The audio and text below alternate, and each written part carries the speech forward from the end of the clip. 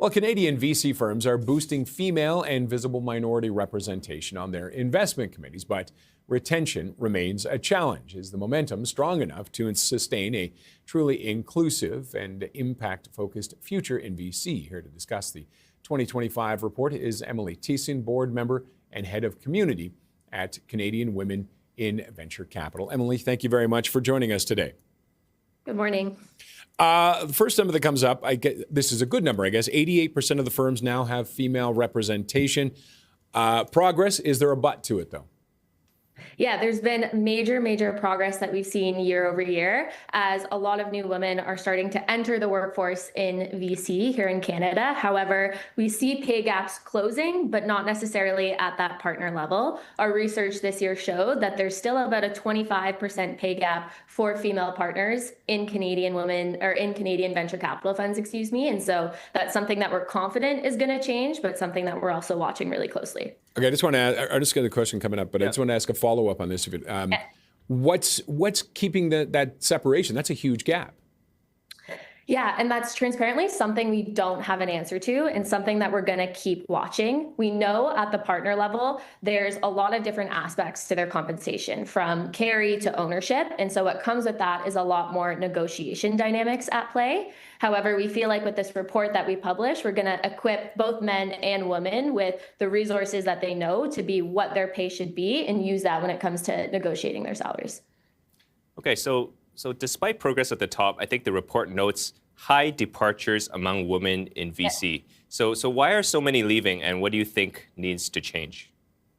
Yeah, and that's something that really shocked us this year in our survey and in our data. We asked a lot of respondents, why would you want to leave the industry? And the number one reported reason was lack of growth opportunities. And so double clicking on that, we know that VC firms, there's flat hierarchies. It's hard to necessarily kind of grow year over year. So what we're doing is we're working with funds, communicating to them that they need to show that there are career progression tracks within their funds in order to retain their top talent.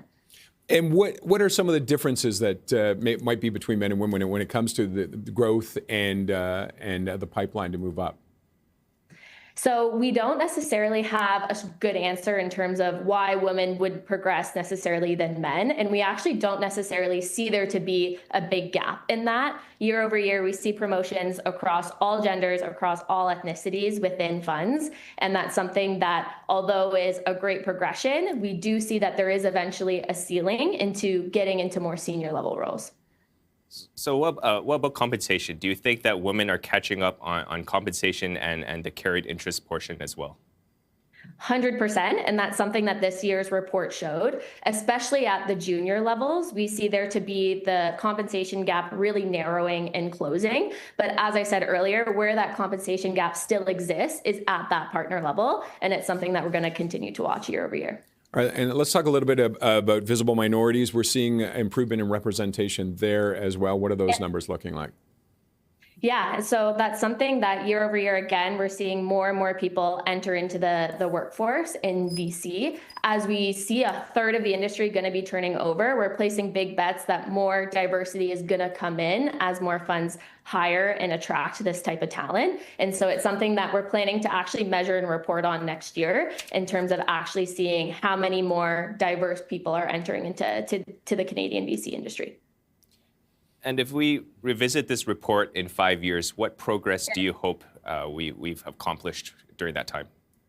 Yeah, great question. There's a few things. So one, to really see those pay gaps narrowing, it's something that we're watching. The second thing we really want to see is more retention within the industry. So funds implementing different policies or different sort of roadmaps for growth within their funds. And the other thing too is just more equitable overall compensation packages across benefits, across parental leave. It's something that we want to see more progress made towards as well. And do you have any concerns about DEI policies disappearing?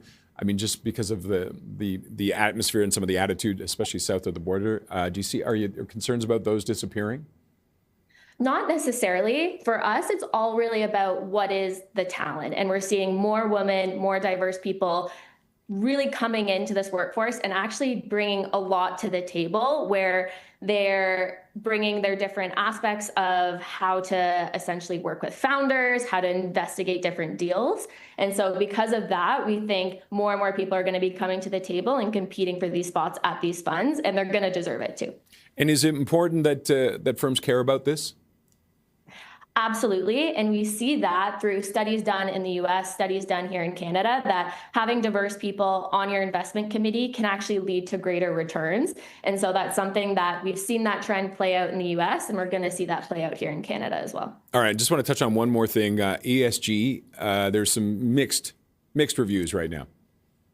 Yeah, when it comes to ESG, so there's a lot of different sort of policies that we're seeing be implemented at funds. Where that pressure is coming from, though, is at the LP level. And so for us, it's something that we're going to also watch and monitor to see. However, when it comes to actually implementing these policies, it's going to be all on the partners, but we're confident that the partners are really going to start to prioritize that in the years to come. Okay, Emily, we have to leave it there, but thank you very much for joining us. Thank you so much. Emily Tiessen is board member and head of community at Canadian Women in Venture Capital.